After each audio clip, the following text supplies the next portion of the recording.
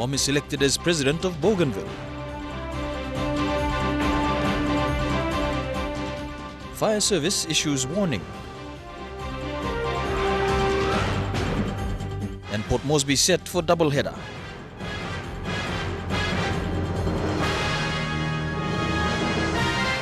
This is National EMTV News with Mary Bartolo. Thank you for joining me. This is Saturday's news. Papua New Guinea is facing a major blood shortage crisis. This is according to the National Blood Transfusion Service. 30,000 units are collected every year, but this is still not enough. Fabian Hakalitz with this report. Blood shortage is a major problem in all 35 provincial and district hospitals throughout the country. National Blood Transfusion Service Manager Dr. Marilyn Mathias, speaking on FM 100's Talkback show this week, said 30,000 units collected annually cannot cater for all medical procedures conducted in the health facilities. Every year, the blood bank or the National Blood Service collects only about 30,000 units, and that's not even halfway there. So, it's a big problem. That's the reason. In most occasions, relatives donate blood, but for voluntary blood donation is rare in Papua New Guinea. Most of the blood donations we get on voluntary basis is when we organize with institutions and schools. And on this note, I would like to thank those schools, the secondary schools mostly, and the colleges, and the universities as well, who've been coming in to say, yes, okay, we can give you the time to come and collect from us.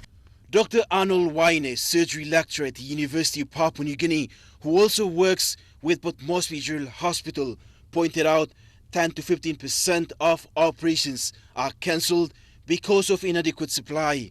We're embarking on a major operation, so we're doing emergency operations. So we need blood to be standby, or rather we should need the blood while doing the operation in the operating theaters. So about 10 to 15% of our patients get cancelled trying to get the blood because there's no blood. So that's a significant figure, and in the process, about 2 to 5% will lose their life just to get a blood transfusion. Fabian Hakalitz, National EMTV News.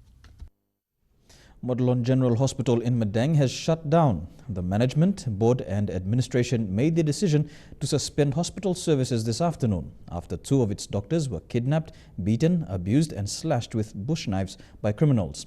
The incident occurred yesterday and the hospital will remain closed for an indefinite period until all criminals involved surrender to police. The hospital will only attend to emergency cases.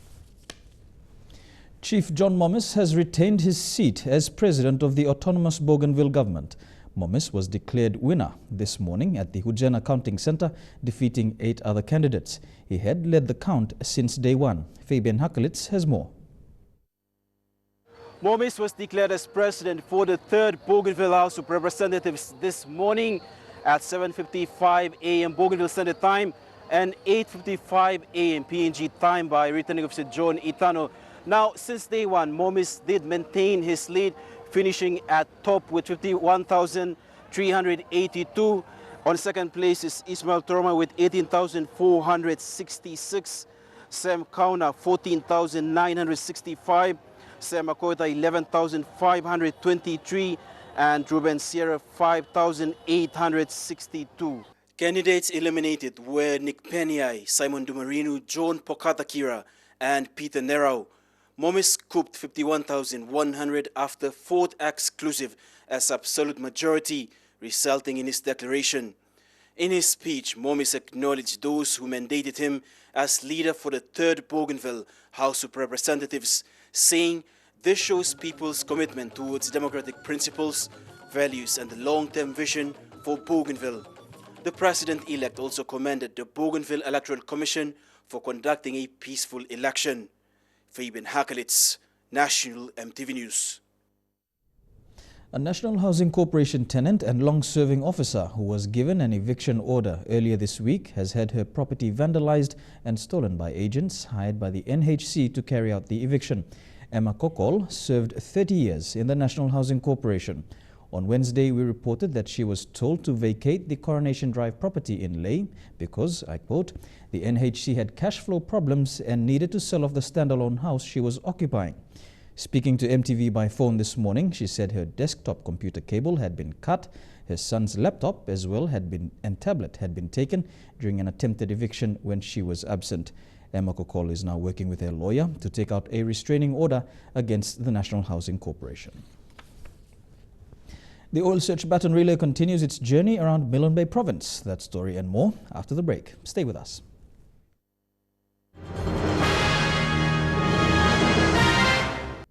Welcome back to the news. The Oil Search Pacific Games baton relay overnighted on Wednesday at Deidi Village. The relay started from the village in the morning, visiting the famous hot springs, which has attracted many tourists from around the world. The baton then passed steaming waters to the rest of the locals, anxiously waiting its arrival. The baton changed hands among locals and, through a spiritual connection, was able to call the gushers to come forth for all to see. The baton then traveled onto the boat and off to Deidi Primary School. A quick visit and an enthusiastic crowd was there to greet the visitors. A short helicopter ride to the Sidea mission, where Father Ronnie and the nuns of the mission had worked with the children of St. Mary's Primary School and St. Anne's Training Institute to recreate the arrival of the Catholic faith, with Father Leon's arrival by canoe in 1932. Father Ronnie described the arrival of the baton as another unforgettable occasion being written into Sidea's history, with the arrival of the 15th Pacific Games baton. The baton passed through lines of students, carried by one of the nuns, and led by the traditional dancers to the local hospital.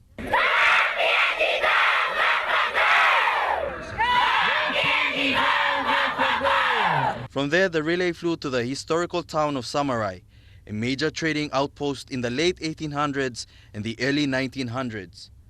Longtime town resident Ian Poole made a short presentation about the history of the town before 8 residents took the baton on a relay down the former main streets, with their old and mainly abandoned buildings and then around the entire island. There are no vehicles left on the island, so the team had to display some fast running to be able to keep up and catch the images of the relay. The relay finished at the sports oval, and the awaiting helicopters where the kids of Samarai Primary sang a chant they had made for Team PNG, "We Will Rock You" by Queens. The oil search baton relay continues. Old buildings and houses in the country are at risk of fire. This was revealed yesterday by Chief Fire Officer Isaac Silas. It comes following a number of major fires throughout the country in the past 12 months. PNG Fire Services called on the general public and business houses to have regular fire inspection. This comes after Chief Fire Officer Isaac Silas revealed the main cause of fires is due to old and dry structures of buildings. The fires that have happened in Ley, fires that have happened in Port Moresby and other provinces like East New Britain, Western Highlands and Eastern Highlands, those the lessons that we've learned from that is that those are fairly old buildings. A lot of them are fairly old buildings. In a space of 12 months, major fires throughout the country have crippled businesses and destroyed families. Yesterday, the fire service admitted they were not performing to standards. Things have not improved as much as they should have.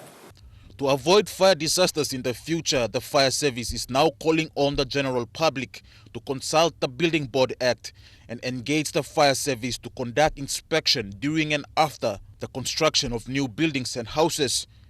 The participation of the fire service in the planning and design stage of buildings and also road constructions is really important. Meanwhile, the government has made commitments to reform the fire service in the country. Stanley Ovett Jr., National EMTV News. Very little has been done to expand Kerma Coronation High School in the Gulf Province since it was established. The high school this week saw the opening of the state-of-the-art buildings with the help from the national and the Gulf provincial governments. The people of Kerma in the Gulf Province have been suffering silently due to political turmoil and landowner issue being major obstacles for development. Yesterday saw the turning point of these inventions when Kerma Coronation High School opened its first 6-block classroom, 2 80-man dormitories with ablution blocks for both male and female students, and a computer lab. The school needs now new science lab, library building, and 8 new houses for teachers this year, 2015. A funding is budgeted for. These facilities, with a total cost of 3 million kina, was funded by the national government and the provincial government of Gulf Province. The buildings were officially opened by Gulf Governor Havila Kavo, who challenged other political leaders of Gulf to serve the interest of the people rather than their own political welfares.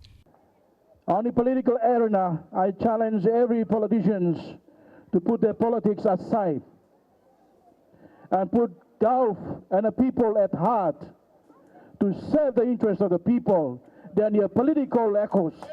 Kerma Coronation High School is now working around the clock to expand with new school facilities to turn the high school into a secondary school.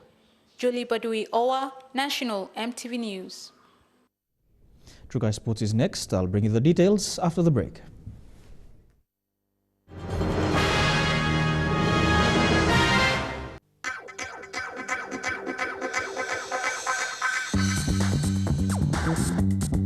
Trukai Sports.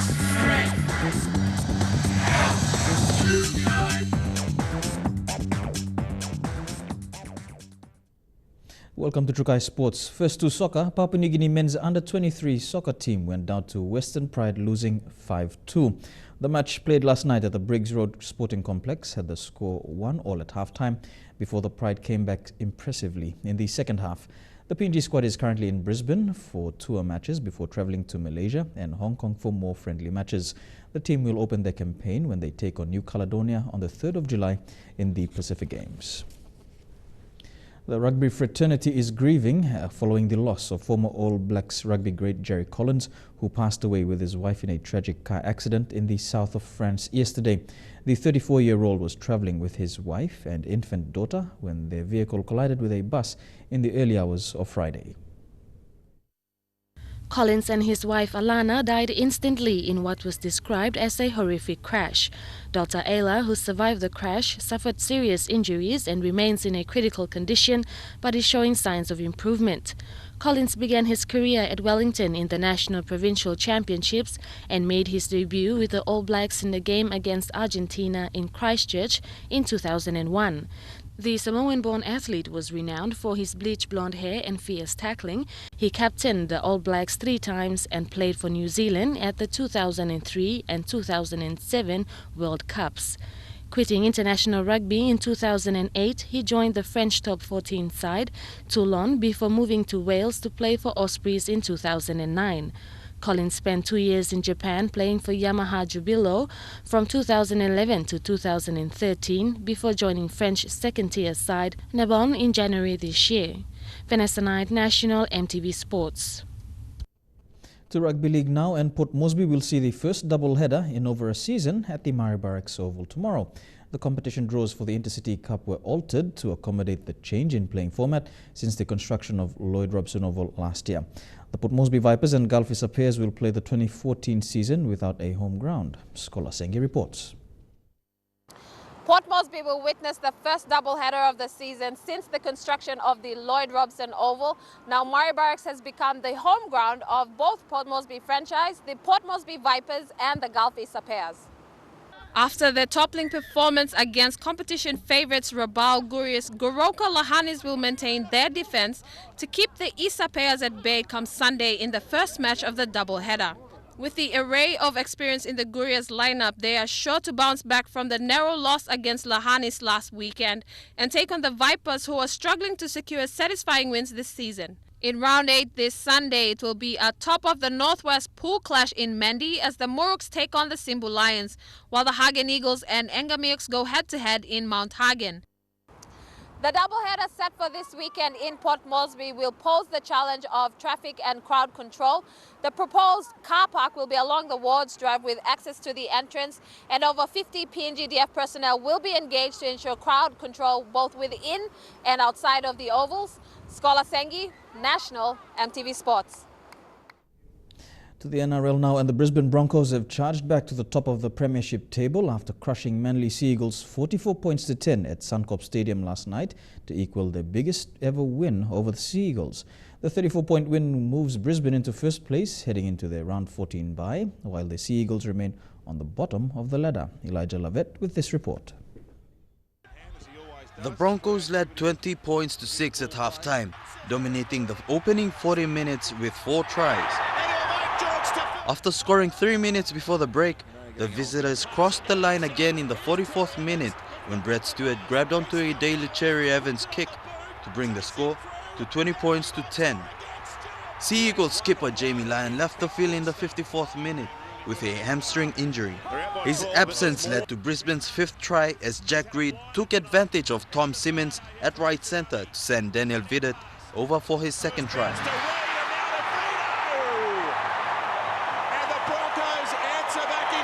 Reed was involved again only minutes later when his infield grubber kick was picked up by Anthony Milford, who also scored his double.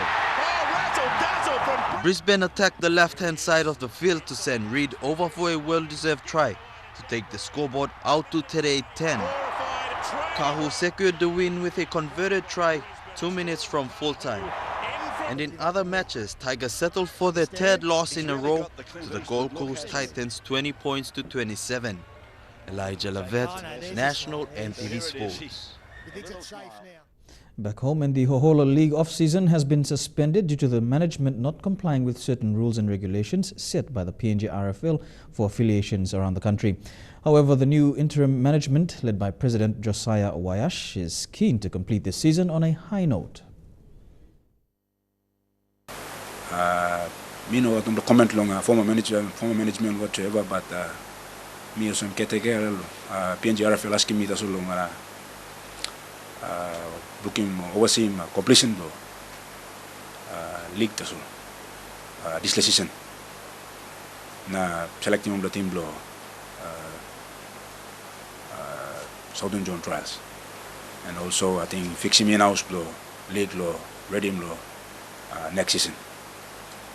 Some of the players have played in Port Moresby Rugby League competition and the SP Hunters program. Some good players are going to the intercity in some to stop in finish long SP Hunters program.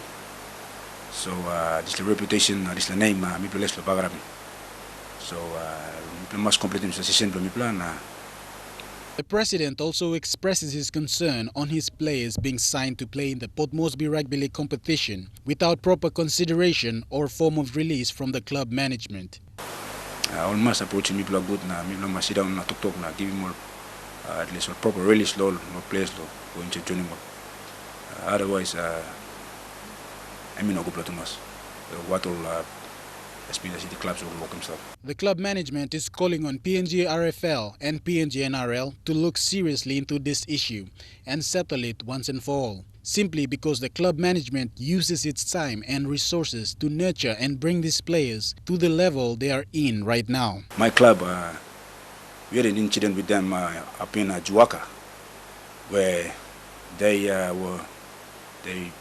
only approaching me player. Or you know, been like to play one time, me plan, or been come na taking me play time to play in, and now they can have the guts to come and recruit one of my players, pull him out without my knowledge, or him go, or try and look him go. I don't know. You know, I will just but me arims win, which is not really good. Also, I mean like him PNG RFL and PNG NRL look go and chelo this issue. For now, the top 12 club in the competition, then when it was suspended, will have to come clear with their decision and complete this season's finals before the next season gets underway. Shane Saroya, National EMTV Sports. And that wraps up our sports news. I'll be back with the weather details. Stay tuned. True Kai Sports.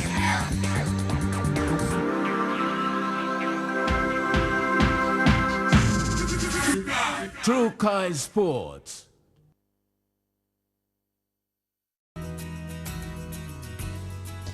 Taking a look at the weather forecast for tonight and tomorrow in the southern region. Port Moresby, dry, fine weather expected in Daru and Kerma, and mostly fine in Alatau and Popondetta. In the Momasa region, in Leh, you can expect a few showers and fine weather expected over the next 24 hours in Madang, Wewak and Vanimore. Over to the New Guinea Islands region, Lorengau and Kavieng fine and mostly fine as well for Kokopo, Rabaul, Kimbe and Buka. And in the Highlands region, all centres to expect fine weather with possible morning fog.